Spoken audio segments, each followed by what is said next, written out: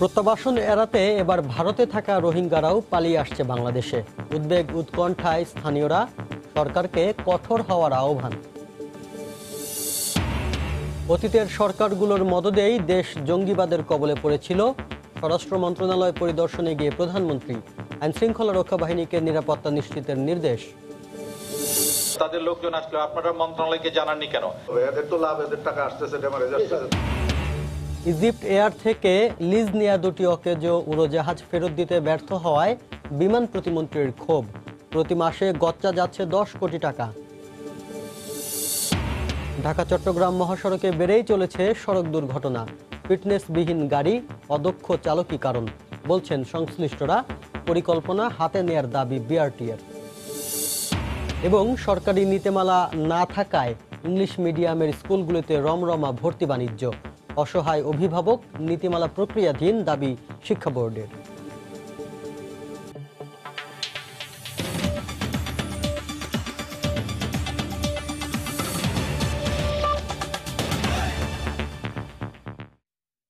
সংবাদের সঙ্গে আছি আমি শাফিন জাহিদ। ভারতে আশ্রয় নেয়া রোহিঙ্গাদের মিয়ানমারে ফেরত পাঠানোর উদ্যোগ নেয় তারা এখন পালিয়ে ঢুকে পড়ছে বাংলাদেশে। সীমান্তের বিভিন্ন পয়েন্ট দিয়ে নানা কৌশলে গত 1 মাসে ভারত থেকে পালিয়ে বাংলাদেশে আশ্রয় নিয়েছে প্রায় 1300 রোহিঙ্গা। জেলা প্রশাসন জানায়, ভারত থেকে আসা রোহিঙ্গারা ইউএনএইচসিআর-এর নাইক্ষ্যংছড়ির ঘুমধুম ট্রানজিট ক্যাম্পে রয়েছে। নতুন করে রোহিঙ্গা প্রবেশ করায় স্থানীয়দের মধ্যে উদ্বেগ বেড়েছে। সুজাউদ্দিন রুবেলের তথ্য ও মোহাম্মদ ফরাজের ছবি নিয়ে রিপোর্ট। মিয়ানমারের রাখাইনে নির্যাতনের কারণে বিভিন্ন সময় রোহিঙ্গাদের অধিকাংশই বাংলাদেশে আশ্রয় নিলেও অনেকে পালিয়ে গেছে ভারতেও। জানা গেছে এই সংখ্যা 40,000-এরও বেশি। কিন্তু সম্প্রতি ভারতে আশ্রয় নেওয়া রোহিঙ্গারা সীমান্ত পেরিয়ে চলে আসছে বাংলাদেশে। গত 1 মাসে ভারত থেকে আসা রোহিঙ্গারা এখন অবস্থান করছে ইউএনএইচসিআর-এর পরিচালনাধীন নাইক্ষ্যংছড়ির ঘুমধুম ট্রানজিট ক্যাম্পে। অবশ্য ট্রানজিট ক্যাম্পে ঢোকার অনুমতি দেওয়া হচ্ছে না গণমাধ্যম কর্মীদের। তবে ভারত থেকে আসা কিছু রোহিঙ্গার দেখা মেলে ক্যাম্পের আশেপাশে। তাদের দাবি, ভারতীয় কর্তৃপক্ষ তাদের মিয়ানমারে ফেরত পাঠাচ্ছে, তাই সেখানে নিরাপত্তা না থাকায় বাংলাদেশে পালিয়ে আসছে।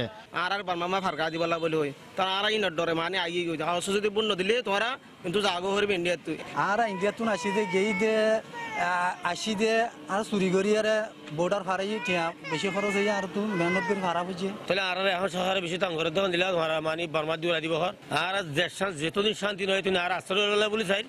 সীমান্ত দিয়ে ভারত থেকে রোহিঙ্গাদের বাংলাদেশে ঢুকে পড়ার বিষয়টি উদ্বেগজনক বলে মনে করছেন রোহিঙ্গা প্রত্যাবাসন সংগ্রাম পরিষদের এ নেতা। এই আশ্রয়স্থল আমরা চিন্তিত যে এটা কোনো আবাসস্থলে পরিণত হচ্ছে কিনা, তাই আমাদেরকে সতর্ক থাকতে হবে। বাংলাদেশ সরকার ভারতের সাথে দ্বিপাক্ষিক আলোচনার মাধ্যমে যাতে ভারতে থাকা রোহিঙ্গারা বাংলাদেশে অনুপ্রবেশ করতে না পারে অথবা তাদেরকে এখানে ঠেলে পাঠিয়ে দিতে না পারে, সেই ব্যবস্থা করাই উত্তম। এ বিষয়ে কথা বলতে রাজি হননি শরণার্থী ত্রাণ ও প্রত্যাবাসন কমিশন বা ইউএনএইচসিআর-এর কর্মকর্তারা। বিষয়টি স্বীকার করে জেলা প্রশাসক জানালেন, ভারত থেকে আসা রোহিঙ্গারা ইউএনএইচসিআর-এর অধীনে রয়েছে। যেহেতু ইউএনএইচসিআর এখানে আছে, তাদের রিফিউজি হিসেবে তাদের ম্যানেজমেন্টে আছে, সেই লোকগুলো আমাদের ক্যাম্পে সেইভাবেই তাদেরকে হস্তান্তর করা হয়েছে। গত 18 জানুয়ারি থেকে ব্রাহ্মণবাড়িয়ার কসবার কাজিয়াতলী সীমান্ত দিয়ে 31 জন রোহিঙ্গা বাংলাদেশে অনুপ্রবেশের চেষ্টা করছে। তবে বিজিবি সতর্ক অবস্থানে থাকায় তারা শূন্যরেখায় অবস্থান করছে। সময় সংবাদ, কক্সবাজার। রোহিঙ্গা সমস্যার খুব দ্রুত সমাধান না হলে বাংলাদেশ, মিয়ানমার সহ এই অঞ্চলের দেশগুলোর উন্নয়ন বাধাগ্রস্ত হবে। তাই চীনসহ আঞ্চলিক ও পশ্চিমা দেশগুলোকে রোহিঙ্গা প্রত্যাবাসনের ব্যাপারে ভূমিকা রাখার আহ্বান জানিয়েছেন পররাষ্ট্রমন্ত্রী এ.কে আব্দুল মোমেন। গতকাল বাংলাদেশ সফররত জাতিসংঘের বিশেষ দূত ইয়াং হি লি ও জাপানি রাষ্ট্রদূতের সঙ্গে বৈঠক শেষে সাংবাদিকদের কথা বলেন তিনি। আমরা চাই একটা সলিউশন, তাড়াতাড়ি হলে সুবিধা, আর দীর্ঘায়িত হলে সেখানে অনিশ্চয়তা দেখা দিতে পারে। তাতে মায়ানমারের জন্য সমস্যা হবে, বাংলাদেশের সমস্যা হবে, থাইল্যান্ড কিংবা অন্যান্য রিজিওনাল কান্ট্রি, যেটা আঞ্চলিক দেশগুলো আছে আমাদের প্রতিবেশী ভারত এবং যাদের চায়নাও তাদের উদ্দেশ্য হয়তো হাসিল করতে পারবে না। এই জন্যে এই ইস্যুর তাড়াতাড়ি সমাধানটা আমরা চাই। আরও কিছু রাষ্ট্র আছে, তাদেরও অ্যাক্টিভ সহযোগিতা আমাদের প্রয়োজন। অতীতের সরকারগুলো প্রশ্রয়েই দেশে জঙ্গিবাদের বিস্তার ঘটেছিল উল্লেখ করে প্রধানমন্ত্রী শেখ হাসিনা বলেছেন, সমাজ থেকে এই ব্যাধি যে কোনো মূল্যে দূর করা হবে। গতকাল সচিবালয়ে স্বরাষ্ট্র মন্ত্রণালয় পরিদর্শনে গিয়ে এই কথা বলেন তিনি। মাদক, সন্ত্রাস ও দুর্নীতি দূর করা সহ সারা দেশে শান্তিপূর্ণ নিরাপদ পরিবেশ বজায় রাখতে স্বরাষ্ট্র মন্ত্রণালয়কে ভূমিকা পালনের নির্দেশ দেন প্রধানমন্ত্রী। টানা তৃতীয় মেয়াদে সরকার গঠনের পর এখনও মন্ত্রিসভার বৈঠক শুরু না হলেও বিভিন্ন মন্ত্রণালয় পরিদর্শন করছেন প্রধানমন্ত্রী শেখ হাসিনা। রোববার বেলা 10টার কিছু পরে তিনি সচিবালয়ে পৌঁছে পরিদর্শন করতে আসেন স্বরাষ্ট্র মন্ত্রণালয়। সংশ্লিষ্ট ঊর্ধ্বতন কর্মকর্তাদের নিয়ে বৈঠক করেন সরকার প্রধান শেখ হাসিনা। বৈঠকের শুরুতেই দিক নির্দেশনামূলক সূচনা বক্তব্যে তিনি বলেন, অতীতের সরকারগুলো মদদ না দিলে জঙ্গিবাদের ব্যাধি সম্প্রসারিত হতো না সমাজে। জঙ্গিবাদ নিয়ন্ত্রণে কাজ করা বিভিন্ন বাহিনীর সদস্যদের ধন্যবাদ জানান প্রধানমন্ত্রী। যে সময় আমাদের দেশে জঙ্গিবাদ খুব ব্যাপকভাবে উত্থান ঘটলো, বাংলা বাহিনী সৃষ্টি হলো, ততদিন তো সরকারের একটা প্রচ্ছন্ন যেন সহযোগিতা ছিল এই সমস্ত কালো ব্যাধি থেকে সমাজকে মুক্ত করা। আমরা সেটা দক্ষতার সাথে নিয়ন্ত্রণ করতে পেরেছি। এই জন্য আমি আমাদের পুলিশ বাহিনীকে আন্তরিক ধন্যবাদ জানাই। মাদক, সন্ত্রাস ও দুর্নীতির বিরুদ্ধে সচেতনতা সৃষ্টির মাধ্যমে সামাজিক এসব সংকট মোকাবিলায় সবাইকে এগিয়ে আসার তাগিদ দেন শেখ হাসিনা। মাদকের বিরুদ্ধে আমাদের যে অভিযানটা, সেটা আমাদের অব্যাহত থাকতে হবে। এই জঙ্গিবাদ, সন্ত্রাস, এটা আমাদের নিয়ন্ত্রণ রাখতেই হবে সব সময়, কারণ এটা শুধু বাংলাদেশে না, এটা বিশ্বব্যাপী একটা সমস্যা। এছাড়া ট্রাফিক ব্যবস্থার কার্যকর নিয়ন্ত্রণের মাধ্যমে দুর্ঘটনা কমানো সহ শান্তিপূর্ণ ও নিরাপদ পরিবেশ গড়ে তোলার নির্দেশ দেওয়া হয় বৈঠকে। ট্রাফিক জ্যাম একটা বিরাট সমস্যা, আমাদের এতে কোনো সন্দেহ নাই। কিন্তু এখানে আমি যেটা লক্ষ্য করি, যে ট্রাফিক জ্যামের জন্য বা অ্যাক্সিডেন্ট হওয়ার জন্য যারা আমাদের রাস্তায় চলাচল করে তারাও যেমন দায়ী, চালকরাও দায়ী, সকলের মাঝে এটাকে একটু ভালোভাবে নিয়ন্ত্রণ করা।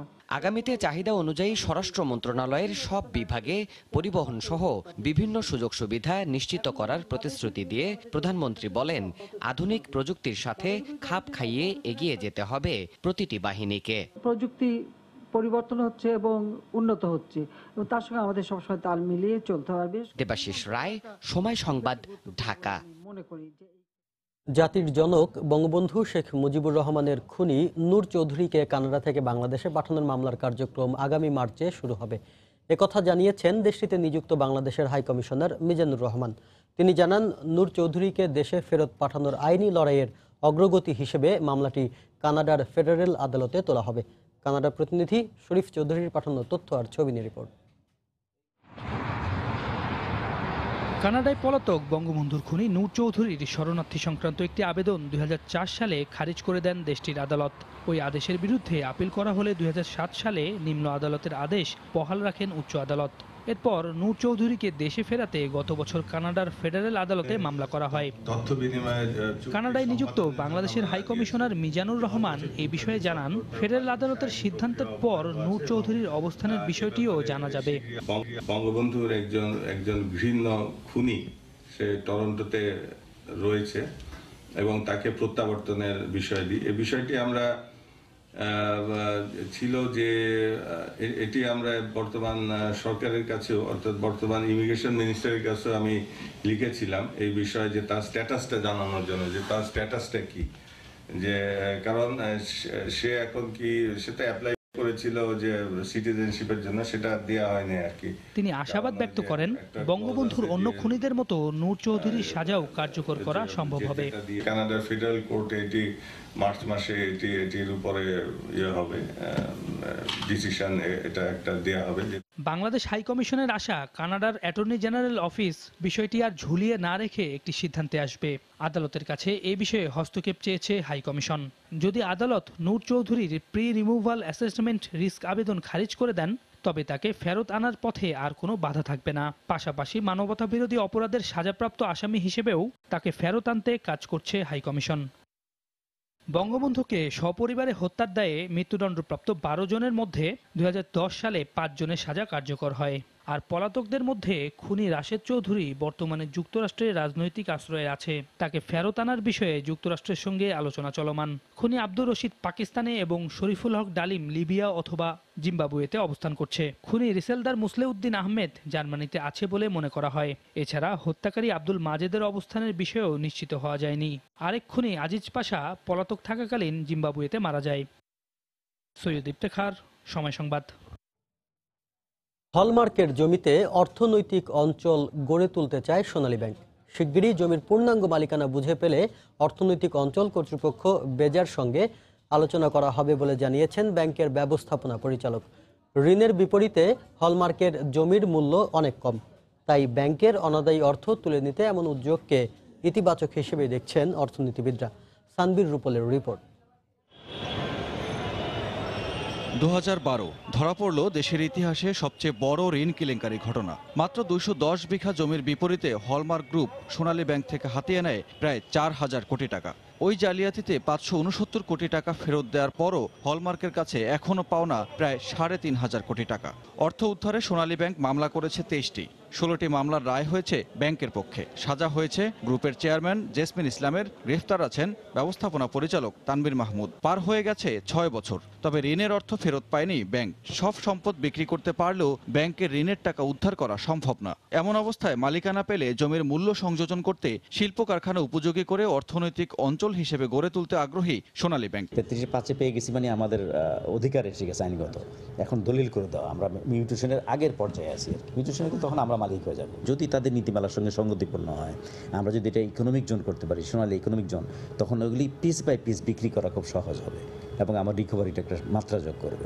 সোনালী ব্যাংক চাইলে নিষ্কণ্ঠক জমি অধিগ্রহণ করে অর্থনৈতিক অঞ্চল গড়ে তুলতে সব ধরনের সহযোগিতা করবে বেজা। সোনালী ব্যাংক যদি তাদের নিজস্ব মালিকানাধীন নিষ্কণ্টক জমি যদি তাদের কাছে থেকে থাকে, ইন দ্যাট কেস তারা ইকোনমিক জোন করার জন্য যদি লাইসেন্সের আবেদন করে, আমরা অবশ্যই এটা ইতিবাচকভাবে বিবেচনা করব। আইনের মধ্যে সেই সুযোগটা আছে।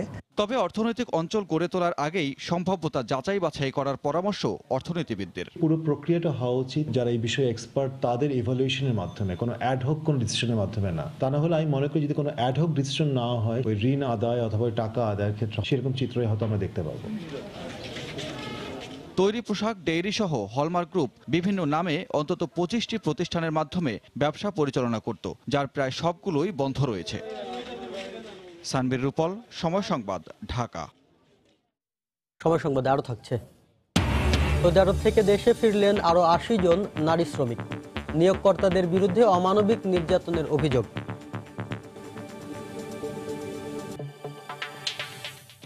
নতুন সরকারের মন্ত্রিসভার প্রথম বৈঠক শুরু হয়েছে। সকাল 10টায় প্রধানমন্ত্রী শেখ হাসিনার সভাপতিত্বে তার কার্যালয়ে বৈঠক শুরু হয়।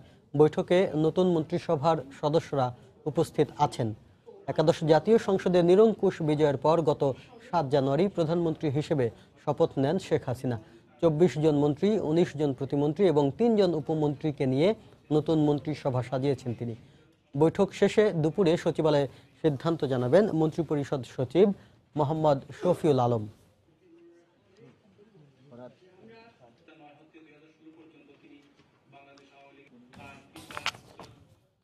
রাজধানীতে ট্রাফিক শৃঙ্খলা পক্ষের 7ম দিনের মতো বিভিন্ন পদক্ষেপের মাধ্যমে সচেতনতা সৃষ্টির চেষ্টা চালাচ্ছে ট্রাফিক পুলিশ। এই মুহূর্তে রাজধানীর কারওয়ান বাজার এলাকায় আছেন রিপোর্টার আতিকুর রহমান তমাল। ট্রাফিক শৃঙ্খলার পক্ষের বিস্তারিত জানতে আমরা সরাসরি চলে যাব তার কাছে। তমাল। হ্যাঁ শাফিন, যেমনটি বলছিলেন যে ট্রাফিক শৃঙ্খলা পক্ষে কিন্তু কার্যক্রম চলছে। আমরা রয়েছি কারওয়ান বাজারে। ঢাকা শহরে কিন্তু 29টি পয়েন্টে সেটি চলছে। আজকে 7ম দিনের মতো এই কাজটি চলছে। আমরা সকাল থেকে দেখেছি যে কারওয়ান বাজারে কিন্তু ট্রাফিকের যে কর্মকর্তারা রয়েছেন বা সদস্যরা রয়েছেন তারা কিন্তু নিরলস পরিশ্রম করছেন এবং তারা কিন্তু মানুষকে আইন মানানোর জন্য তারা কিন্তু অনুরোধ করছেন, আইন মানে তারা কিন্তু বলছেন এবং তাদেরকে কিন্তু সাহায্য করছেন রেড ক্রসের সদস্যরা। কিন্তু আমরা দেখছি যে অনেক মানুষ কিন্তু আইন মানলেও অনেকে কিন্তু আইন মানছেন না এবং তারা যেটি যুক্তি হিসেবে দাঁড় করাচ্ছেন যে অনেক সময় ঢাকা শহরের অনেক জ্যাম থাকে এবং সেই জ্যামের কারণে কিন্তু অফিসে বা কর্মস্থলে পৌঁছতে একটি দীর্ঘ সময় লাগে, সে কারণে তারা কিন্তু আইন ভাঙতে অনেক সময় তারা বাধ্য হন। তবে অনেকে কিন্তু বলছেন, সাধারণ মানুষ সহ ট্রাফিকের যে কর্মকর্তারা তারা কিন্তু বলছেন যে যেহেতু সময়ের চেয়ে জীবনের মূল্য অনেক বেশি, সেখানে কিন্তু আইন মানতেই হবে। এবং সে জায়গা থেকে আপনাকে জানিয়ে রেখে যে আজকে ঢাকা শহরে 29টি পয়েন্টে এই কার্যক্রমটি চলছে, 30টি কিন্তু ফুটওভার ব্রিজে এই কার্যক্রমটি চালানো হচ্ছে। আমরা দেখেছি যে সকাল থেকে কিন্তু অনেক বাস তারা কিন্তু যেখানে সেখানে দাঁড়িয়েছে এবং তারা কিন্তু যেখানে সেখানে থেকে কিন্তু তারা কিন্তু লোকজন নিয়েছে। তো পুলিশ বলছে যে তারা যখন মাঠে কাজ করেন তখন কিন্তু অনেকে আইন মানেন, আর তারা যে উঠিয়ে যান বা কার্যক্রম করে দেন, বন্ধ করে দেন, ওই সময় কিন্তু মানুষ আইন ভাঙে। তো সেই জায়গা থেকে তারা বলছেন যে সবসময় আইন মানতে হবে এবং সেক্ষেত্রে কিন্তু মানুষকে সচেতনতার কোনো বিকল্প নেই। এবং তারা বলছেন যে আইন প্রয়োগ করে আসলে সারা বছরে কিন্তু সেটি করা যাবে না এবং সেক্ষেত্রে মানুষকে সচেতন হতে হবে, সেটি তারা কিন্তু বারবার করে বলছেন। আমরা দেখেছি যে গত বছর যে শিক্ষার্থীদের আন্দোলন চলেছিল, সেই আন্দোলনের পরিপ্রেক্ষিতে কিন্তু যে বিশেষ অভিযান পুলিশ চালিয়েছে, তো সেই জায়গা থেকে কিন্তু আজকেও সেটি চলছে এবং বলা চলে যে সেটি কিন্তু 17 দিনের একটি কার্যক্রম, সেটি কিন্তু 15 তারিখে শুরু হয়েছে, 31 তারিখে সেটি শেষ হওয়ার কথা রয়েছে। তো সব মিলিয়ে বলা চলে যে মানুষকে কিন্তু আইন মানানোর জন্য কিন্তু ট্রাফিকের সঙ্গে কিন্তু যারা রয়েছেন রোভার স্কোয়াড সদস্যরা এরা কিন্তু কাজ করছেন। এবং আপনাকে জানিয়ে রেখে যে আজকে কিন্তু সেটি 7ম দিন এবং 31 তারিখ পর্যন্ত সেটি চলবে, 15 জানুয়ারি কিন্তু সেটি শুরু হয়েছে। তো এই ছিল আমার কাছে ট্রাফিকের সবশেষ খবর কারণবাজার থেকে। কারণবাজার থেকে ট্রাফিক শৃঙ্খলা পক্ষের 7ম দিনের খবর জানাচ্ছিলেন সহকর্মী আতিকুর রহমান তমাল। ঢাকা চট্টগ্রাম মহাসড়কের কুমিল্লা অংশে বেড়েই চলেছে সড়ক দুর্ঘটনা। শুধু গত শনিবার 4টি দুর্ঘটনায় প্রাণ হারিয়েছে 8 জন। পথচারীদের অসচেতনতা, ফিটনেসবিহীন গাড়ির পাশাপাশি অদক্ষ চালকই অধিকাংশ দুর্ঘটনার কারণ বলে মনে করছেন সংশ্লিষ্টরা। তবে বিআরটি এর দাবি, দুর্ঘটনা রোধে বেশ কিছু পরিকল্পনা হাতে নেওয়া হয়েছে। কুমিল্লা থেকে বাহার রায়হানের পাঠানো তথ্য ও ছবি নিয়ে রিপোর্ট।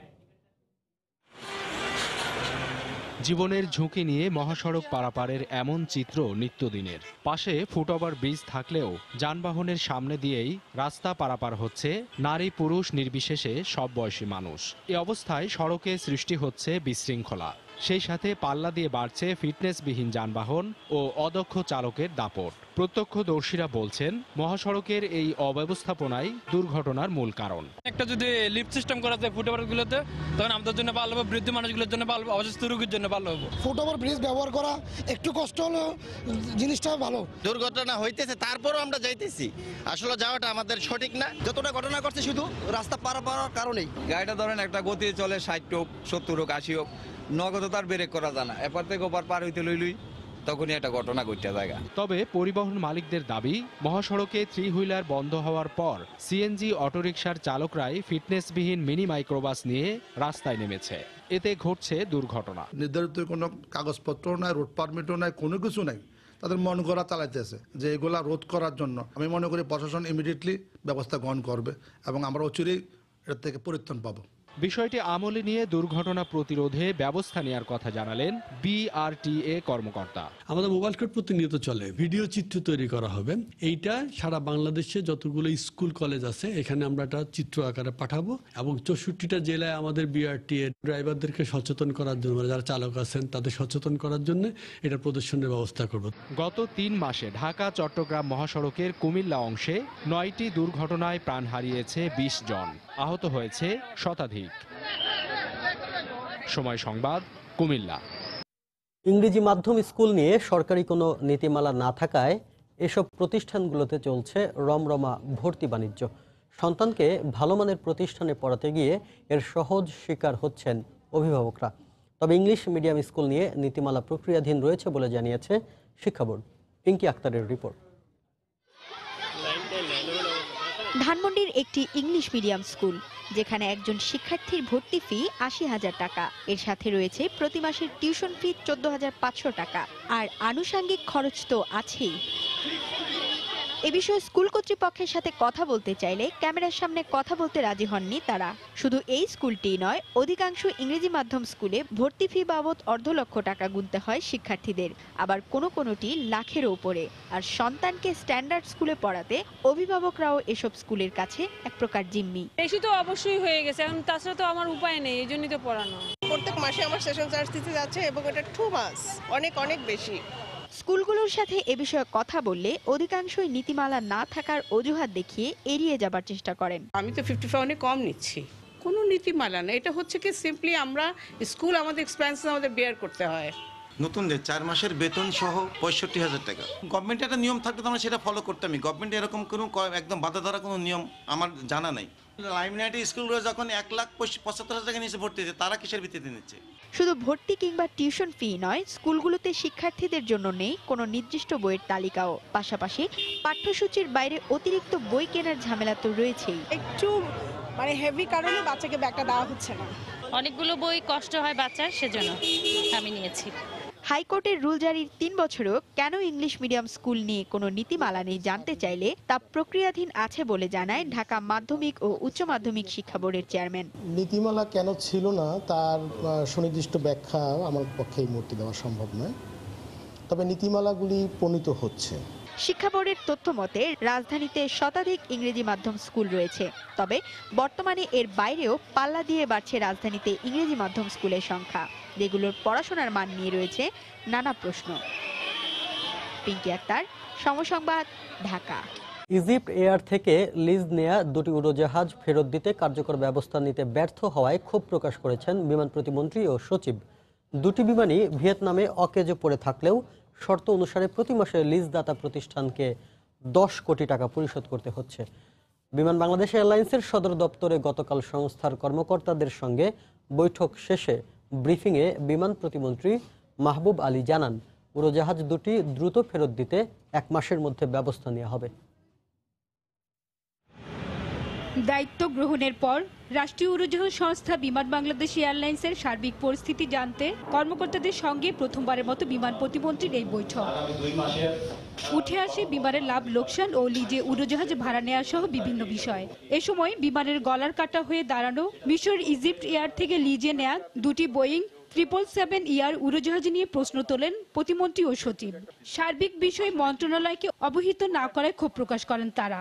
আসলে কি ঘটছে, কোথায় ভিয়েতনাম আর আমরা এখানে পড়ে আছি, তারা যা বলছে আমরা সেটা বিশ্বাস করছি। যখন এই বিষয়টা নিয়ে এতটা জটিলতা হচ্ছে, তাহলে মন্ত্রণালয় সচিব হিসাবে আমি জানলাম না কেন যে তারা ওখান থেকে আসছে? আমি নিজে তাদের সাথে কথা বলতাম। তো হাইড এন্ড সিক তো আপনারাই করছেন। এমডি সাহেব, আপনি অথবা আপনার সচিব সাহেব সহ মিশরে কিভাবে রিসেন্টলি একটা করে সমাধান নিজে গিয়ে করতে হবে। এদের তো লাভ, এদের টাকা আসতেছে, ড্যামারেজ আসতেছে। ভুল স্বীকার করলেও এসব বিষয়ে কোনো সদুত্তর দিতে পারেনি বিমানের ব্যবস্থাপনা কর্তৃপক্ষ। আমরা যে ভুলগুলো করেছি, লেসনগুলো আমরা লিখে রাখছি এবং স্যার ইনশাআল্লাহ ভবিষ্যতে এগুলো হবে না। 16 ফেব্রুয়ারি স্যার একটা টাইম ঠিক হয়েছে স্যার, আমরা ডাইরেক্টর গিয়ে স্যার ওদের সঙ্গে বসবো এবং ওই সময় রিভিউ হবে যে স্যার আমরা হাউ টু সেটেল ইট, এবং 28 ফেব্রুয়ারি একটা টাইমলাইন ধরা হয়েছে স্যার। চেষ্টা করবো এর মধ্যে শেষ করে দেওয়ার জন্য।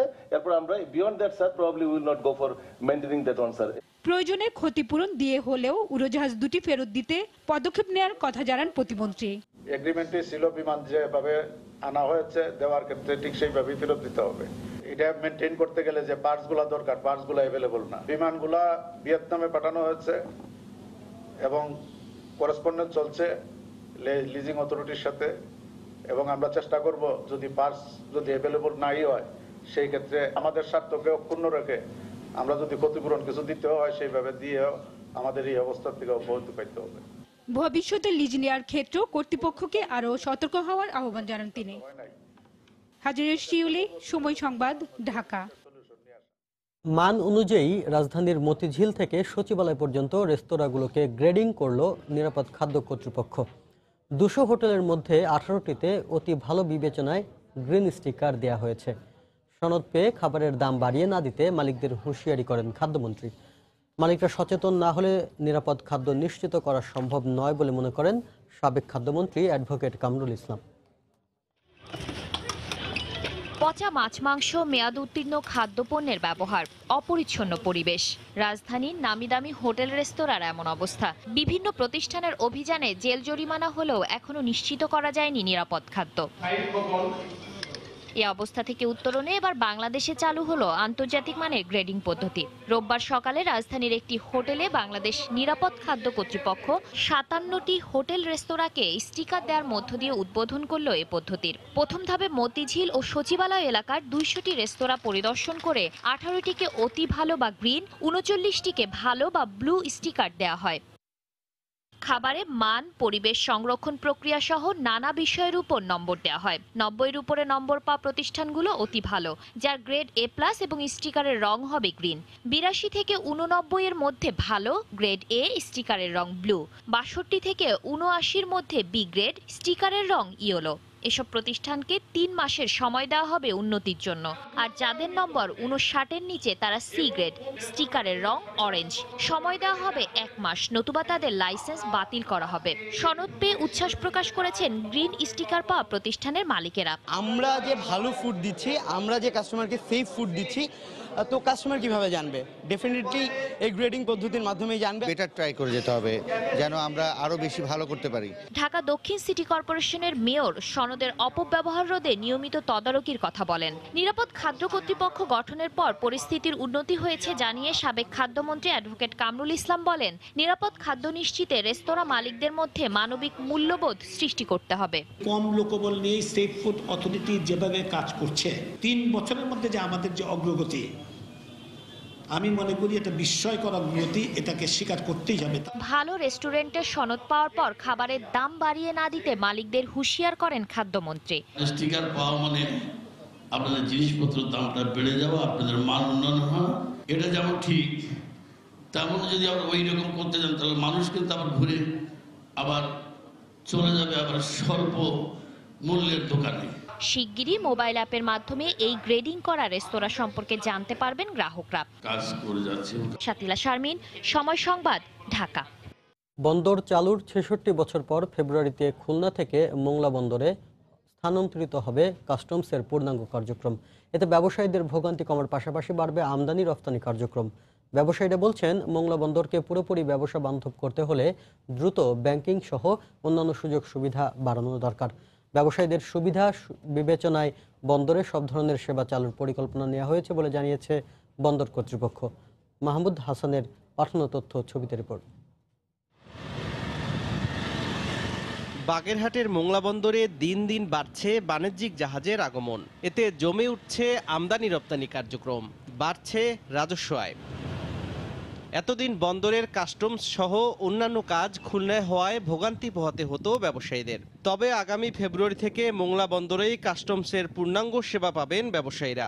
এতে কর্মচঞ্চলতা বাড়বে বন্দরের আমদানি রপ্তানি কার্যক্রমে। 2টি শুল্কায়ন গ্রুপ এবং রপ্তানি শাখা সহ সম্পূর্ণ কার্যক্রম এখান থেকেই হবে। সুতরাং ব্যবসায়ীকে খুলনা এবং মোংলা যাতায়াত করার সময়টা বেঁচে যাবে, পোর্টের কার্যক্রমের গতিশীলতা আসবে। তবে বন্দরটিকে পুরোপুরি ব্যবসা বান্ধব করতে দ্রুত ব্যাংকিং সহ অন্যান্য সেবা বাড়ানোর দাবি ব্যবসায়ীদের। কর্মচঞ্চলতা বৃদ্ধি পাবে, পাশাপাশি বন্দর ব্যবহারকারীর সংখ্যা বাড়বে, মানে আরো ইনভেস্টররা যারা আছে বহির্বিশ্বে তারাও এখানে আসবে। শুধু কাস্টম আসলেই হবে না, আপনারা মনে করেন ব্যাংক, শিপিং এজেন্ট সবই এখানে আসা লাগবে। তাহলে আমরা ইম্পোর্টারদের আপনার উপকৃত করতে পারবো। অবশ্য মোংলা বন্দরের পরিকল্পনা কর্মকর্তা জানালেন, বন্দরে পর্যায়ক্রমে সব ধরনের ব্যবসায়িক সেবা চালু করা হবে। ওয়ান স্টপ সার্ভিস অলরেডি চালু করছে, যেখানে কাস্টমস, ব্যাংক এবং মোংলা পোর্টের অপারেশনাল ডিপার্টমেন্টগুলি রয়েছে আর কি। তো সেটা সীমিত আকারে রয়েছে যে আমরা সবাই এক ভবনে কাজ করব। সেই লক্ষ্যে আমাদের যে বন্দর ভবন, এটাকে সম্প্রসারণ করার পরিকল্পনা রয়েছে। ইতিমধ্যে আমরা এটার জন্য প্রকল্পে অন্তর্ভুক্ত করেছি। দেশের দক্ষিণ পশ্চিমাঞ্চলে আন্তর্জাতিক ব্যবসা বাণিজ্যের প্রসারে 1952 সালে যাত্রা শুরু করে মোংলা বন্দর। প্রতিদিন গড়ে এই বন্দরে 4 থেকে 5টি পণ্যবাহী জাহাজ আসা যাওয়া করে। সময় সংবাদ, মোংলা। সৌদি আরব থেকে দেশে ফিরেছেন নির্যাতনের শিকার আরও 80 জন নারী কর্মী। গতরাতে এয়ার এরাবিয়ার একটি ফ্লাইটে তারা রিয়াদ থেকে ঢাকার হজরত শাহজালাল আন্তর্জাতিক বিমানবন্দরে এসে পৌঁছান। তাদের অভিযোগ, দালালরা তাদেরকে ভালো কাজের প্রলোভন দেখালেও সেখানে গিয়ে তারা নানা বঞ্চনা ও নির্যাতনের শিকার হয়েছেন। অনেক ক্ষেত্রে তাদের পারিশ্রমিক দেয়া হতো না বলেও জানান তারা। নিয়োগকর্তাদের নির্যাতনের শিকার হয়ে নারী শ্রমিকরা রিয়াদে ইমিগ্রেশন ক্যাম্পে আশ্রয় নেন। এছাড়াও বাংলাদেশ দূতাবাসের কর্মকর্তাদের বিরুদ্ধে অসহযোগিতারও অভিযোগ তোলেন তারা।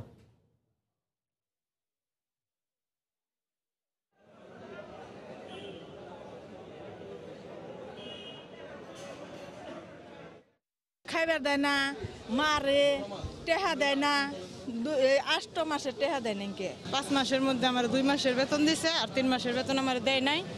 আর মনে করেন সারাদিনে গিয়া একবেলা খাবার দিত। আমি নিজে টাকা খরচ করে গেছি, আমার বিক্রি করা হয়েছে। আমি নিজে 1,60,000 টাকা দালালরে দিয়ে গেছি, আমার কাছে মেডিকেলের বিষয় দেবার আমারে দিছে খাদ্যামা বিষয়। আমরা বেরোছি, বেরে এমবিসিতে আশ্রয় নিয়েছি, পরে এমবিসি থেকে আমাকে দেশে পাঠাইছে। ঘন কুয়াশা আর তীব্র শীতে অনেকটা স্থবির হয়ে পড়েছে পঞ্চগড় ও ঠাকুরগাঁও সহ উত্তরের জনপদ। হিমেল হাওয়ায় প্রচণ্ড শীত জেঁকে বসেছে উত্তরের জেলা পঞ্চগড়ে। সকাল 9টায় 8.5 ডিগ্রি সেলসিয়াস তাপমাত্রা রেকর্ড করেছে তেঁতুলিয়া আবহাওয়া অফিস। খড়কুটো জ্বালিয়ে বৈরী আবহাওয়া থেকে রেহাই পেতে চেষ্টা করছেন অনেকে। ঠাকুরগাঁওয়ে স্থবিরতা নেমে এসেছে শীতের তীব্রতায়। প্রচণ্ড ঠান্ডায় গরম কাপড়ের অভাবে সবচেয়ে বিপাকে পড়েছেন নিম্ন আয়ের মানুষ। তীব্র শীত উপেক্ষা করেই বেরিয়ে পড়ছেন কাজের সন্ধানে। দেখছেন সময় সংবাদ। জয়পুরহাটে গুলিতে একজন নিহত হয়েছে। পুলিশের দাবি নিহত সানোয়ার ডাকাত দলের সদস্য, মারা গেছে বন্দুকযুদ্ধে। পুলিশ জানায় গতরাতে একদল ডাকাত 5 বিবির চানপাড়া এলাকায় ডাকাতির প্রস্তুতি নিচ্ছে এমন তথ্যের ভিত্তিতে অভিযান চালানো হয়।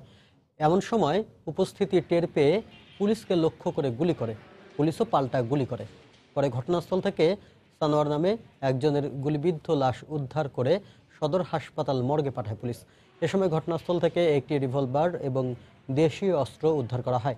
নিহত সানোয়ারের বিরুদ্ধে চুরি, ডাকাতি, ছিনতাই সহ একাধিক মামলা রয়েছে বলে জানায় পুলিশ।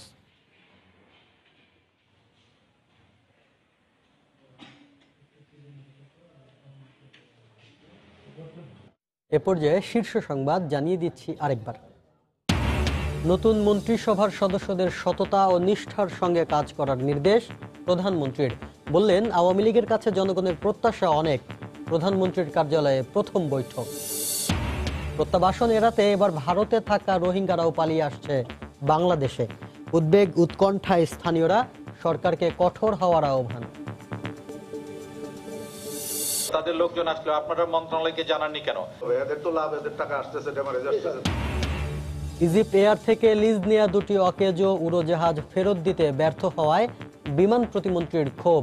প্রতি মাসে গচ্চা যাচ্ছে 10 কোটি টাকা। ঢাকা চট্টগ্রাম মহাসড়কে বেড়েই চলেছে সড়ক দুর্ঘটনা। ফিটনেসবিহীন গাড়ি, অদক্ষ চালকই কারণ বলছেন সংশ্লিষ্টরা। পরিকল্পনা হাতে নেয়ার দাবি বিআরটিএর। এবং সরকারি নীতিমালা না থাকা ইংলিশ মিডিয়ামের স্কুলগুলোতে রমরমা ভর্তি বাণিজ্য। অসহায় অভিভাবক, নীতিমালা প্রক্রিয়াধীন দাবি শিক্ষা বোর্ডের। এ ছিল এখনকার মতো। যে কোনো খবর পেতে ভিজিট করুন সময়নিউজ.tv। আপনার মোবাইলে সময় সংবাদ দেখতে আর সব খবর পেতে ডাউনলোড করুন সময় অ্যাপ। এছাড়াও এইমাত্র পাওয়া খবর আপনার মোবাইলে পেতে SMS করুন *BN লিখে পাঠিয়ে দিন 16242 নম্বরে। সঙ্গে থাকুন সময়।